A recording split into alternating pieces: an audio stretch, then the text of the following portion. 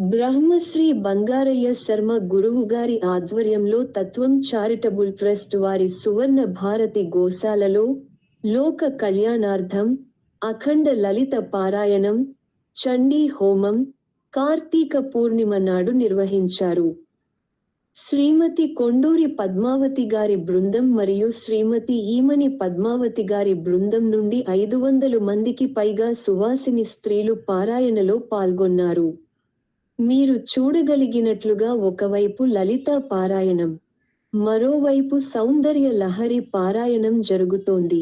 గోశాల మొత్తం అమ్మవారి దీవెనలతో నిండిపోయింది.